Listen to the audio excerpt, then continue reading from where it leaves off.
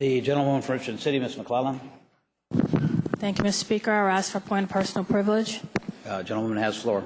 Thank you, Mr. Speaker. Ladies and gentlemen of the House, I too did not intend to speak today, but I feel compelled to speak for hundreds, if not thousands, of people who have been given a great victory today, and that includes children. I am a direct beneficiary of another Supreme Court opinion, Loving versus Virginia, in which a trial court judge, based on his beliefs of tradition and morality and what he thought was best, wrote, "Almighty God has created the races white, black, yellow, Malay, and red, and he placed them on separate continents. And but for the interference with his arrangement, there would be no cause for such marriages. And the fact that he separated the races shows that he did not intend for races to mix." But the Supreme Court found he was wrong, because our Constitution does not recognize discrimination based on who you are and who you love. My great-great-grandparents could not marry because tradition, and for many people their religion, made them believe they were property and had no rights.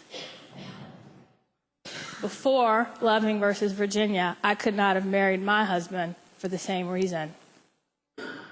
The day is coming, the Supreme Court ultimately will decide this, but if two people are in a loving relationship, they can, and they do, raise families that are just as functional, and in some cases more functional and loving than some of the families that we see that are so-called traditional families.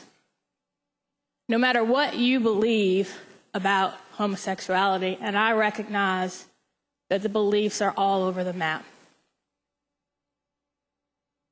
But if you look at young people today and their attitudes and beliefs, they're very different.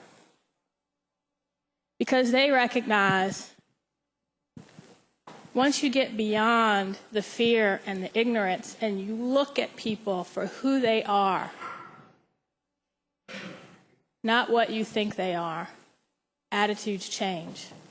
Personally, I don't believe God would create people to be sinners. And I believe you are born homosexual or not. That belief is based on my observations of homosexuals throughout the years, but that's my belief. I've watched friends who love each other, who have raised children lovingly, whose children are just as well adjusted and know they're loved in a same-sex couple, and compare them. You know, we hear all these arguments about the purpose of marriage is for children, and you have to have a man and a woman who are married to raise good children. That is just wrong. And it ignores centuries of families who were raised by single parents, by grandparents, by same-sex couples, by married couples. It is not what type of family you are, whether you are a traditional family or not, that is important. It is the love and care with which you treat your family members. And our Constitution, the United States Constitution, was not designed to enshrine discrimination based on who you are and who you choose to love.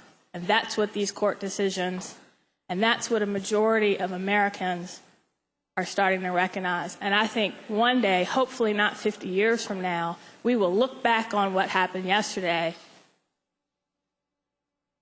and recognize it was an important step for equality in Virginia and in this country. Ultimately, the Supreme Court will decide.